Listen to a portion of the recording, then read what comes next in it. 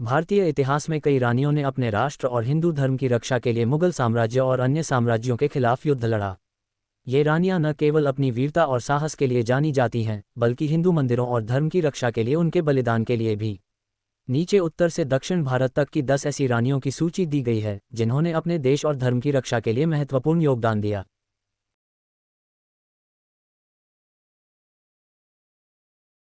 रानी दुर्गावती, गोंडवाना, मध्य भारत। रानी दुर्गावती गोंडवाना की शासिका थी और उन्होंने 1550 से 1564 तक शासन किया। पति की मृत्यु के बाद उन्होंने अपने बेटे वीर नारायण के साथ मिलकर राज्य संभाला। मुगल बादशाह अकबर के सेनापति आसफ खान के खिलाफ उन्होंने कई युद्ध लड़े। मालवा के मुस्लिम शासक बाज बहादुर ने उनके राज्य पर कई हमले किए, लेकिन रानी ने उन्हें बार बार परास्त किया। 24 जून 1564 को मुगल सेना के खिलाफ युद्ध में घायल होने के बाद भी उन्होंने हार नहीं मानी और आत्मसमर्पण के बजाय अपने खंजर से प्राण त्याग दिए। उनकी वीरता और स्वाभिमान की कहानी इतिहास में अमर है।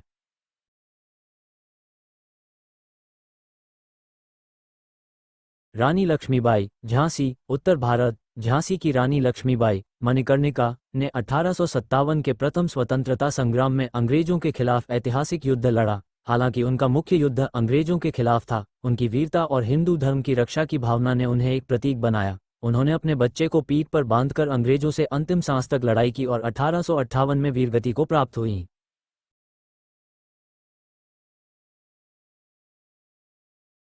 रानी ताराबाई, मराठा साम्राज्य, पश्चिम भारत। छत्रपति शिवाजी महाराज की पुत्रवधू रानी ताराबाई ने 1700 के बाद मराठा साम्राज्य की रक्षा के लिए मुगल बादशाह औरंगजेब के खिलाफ कई युद्ध लड़े। औरंगजेब ने 8 साल तक जिंजी किले पर कब्जा करने की कोशिश की, लेकिन ताराबाई की रणनीति और साहस के कारण वह असफल रहा। उन्होंने मराठा साम्राज्य को पुनर्जन्म दिया और मुगलों को कड़ा प्रतिरोध दिया।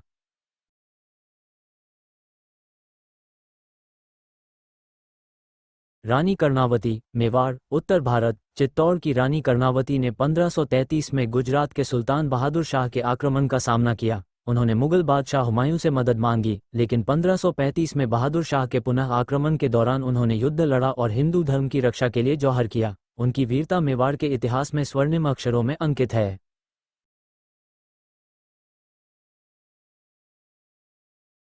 रानी अब्बक्का चौटा ने 16वीं शताब्दी में पुर्तगालियों के खिलाफ कई युद्ध लड़े। 1525 से 1570 तक उल्लाल पर शासन करने वाली इस रानी ने पुर्तगालियों के हर हमले को विफल किया और अपने क्षेत्र की स्वतंत्रता और हिंदू धर्म की रक्षा की। उन्हें अभया रानी, निडर रानी के नाम से जाना जाता है। उनकी रणनीतियों ने पुर्तगालियों को कर, टैक्स देने से इनकार करने के लिए मजबूर किया।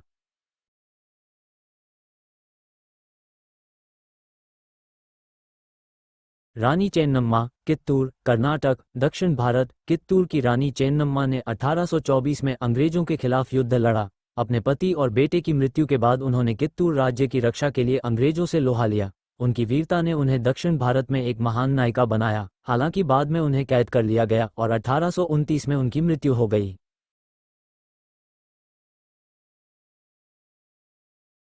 रानी चेन्नाभैरीदेवी, नागिरे, दक्षिण भारत। विजयनगर साम्राज्य के तहत नागिरे की जैन रानी चेन्नाभैरीदेवी ने 1552 से 1606 तक 54 वर्षों तक शासन किया। उन्होंने 1559 और 1570 में पुर्तगालियों के खिलाफ युद्ध जीते और काली मिर्च के व्यापार के लिए काली मिर्च की रानी के नाम से प्रसिद्ध हुई। उन्होंने हिंदू और जैन धर्म की रक्षा के लिए अपने क्षेत्र को मजबूत किया।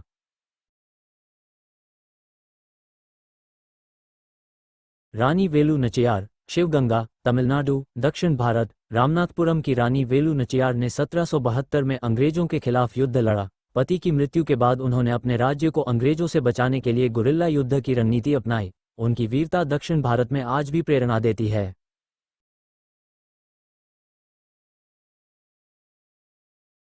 अहिल्याबाई होलकर, इंदौर, मध्य भारत। अहिल्याबाई होलकर ने 1767 से 1795 तक मराठा होलकर वंश के तहत शासन किया। उन्होंने कई मंदिरों और धर्मशालाओं का निर्माण करवाया और हिंदू धर्म की रक्षा और प्रचार के लिए काम किया। हालांकि उनका मुख्य योगदान सामाजिक सुधारों में था, फिर भी उन्होंने अपने राज्य को मुगल और अन्य आक्रांताओं से सुरक्षित रखा।